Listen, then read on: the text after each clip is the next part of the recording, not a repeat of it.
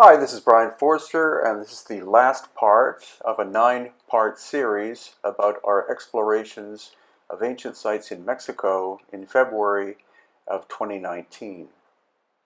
Today we are at Chichen Itza, and we're going to see the ancient site if we can get through all of these vendors. There are hundreds of them, if not thousands, selling actually quite fascinating things. Now here you see the classic building called the Castillo, or El Castillo, which is a pyramidal structure located at Chichen Itza.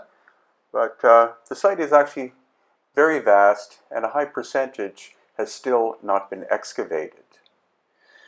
So the Mayan name Chichen Itza means at the mouth of the well of the Itza. This derives from chi, meaning mouth or edge, and Ch'en, or Ch'en, meaning well. Itza is the name of an ethnic lineage group that gained political and economic dominance of the northern peninsula. One possible translation for Itza is enchanter, or enchantment of the water, from its sorcerer, and ha for water. So where we're going now is actually towards the ball court. And this, as far as I know, is the largest ball court in all of Mesoamerica. Now the ball court, or the ball game, was a sport used by the Maya and also the Olmec, and possibly as well other cultures. The ball was made of natural rubber, and supposedly you were not allowed to use, I think, your head, your hands, or your feet in order to strike the ball. Now you see that every stone here is of a different shape and size. It is all limestone, but it's not a soft type of limestone, it's a metamorphosed type. So the intriguing thing is that the Mayan people did not have metal tools of any kind, so how were they able to cut and shape these blocks? The material is local, but it is reported to be somewhere in the region, or its formation was something like 50 million plus years ago. Now you see some gaps in certain parts of the wall, so it is possible that this was reconstructed not only in modern times, but also in Mayan times. You can see the repair work clearly that's been done.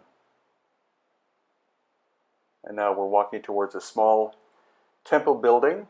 What's kind of interesting about this is that the staircase is composed of very tight-fitting solid blocks of limestone, which we also saw at Teotihuacan and other sites in Mexico, suggesting that these locations could very well be older than what standard scholarship suggests, that the Mayan people might have found an ancient series of structures and rebuilt them. Other possible evidence of this is the staircase you're going to see. It's been repaired, but each one of these is a very massive solid block of metamorphosed limestone. Then we have these serpent heads of the figure of Kukulkan, who was the feathered serpent deity, and then this chakmul, which was used for sacrifice.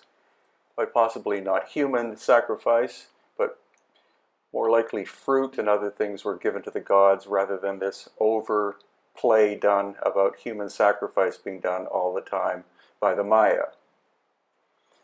So now we're walking back towards El Castillo, and you can see intriguingly that there's a door which is blocked off. Now, a couple of decades ago I was allowed to go inside of this, but now it's locked and no entrance is allowed. But it shows that the El Castillo pyramid is to some degree hollow, and there's a smaller pyramid inside of it. Once again, we're looking at another staircase of large solid blocks, and also the orientation of that little building is about 23 degrees off of north, south, east, and west, whereas most of the other structures are perfectly aligned, or almost perfectly aligned, north, south, east, and west. And now as we walk past our guide, Sergio, on the left with the pink shirt, we're going to see one of the cenotes, which were sacrificial pools. It's also where the bulk of the water of this area comes from. The water percolates through the limestone and then collects in these rather large pools. This one was excavated early in the 20th century, and many gold and jade objects were found, as well, of course, as the bones of the sacrificial victims.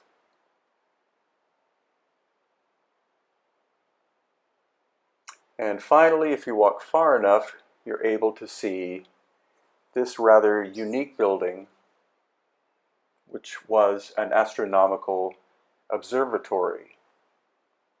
The Maya were almost fanatical about the stars and also the concept of recording time, and their calendar was incredibly accurate, especially due to the fact that they existed, or their prominence was more than 1,000 years ago.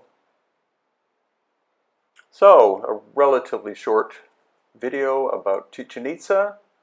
Again, it's part of a 9-part series, and we are planning on going back to explore ancient Mexico in February of 2020. So if you want to join us, just have a look at the details at www.hiddenincatours.com.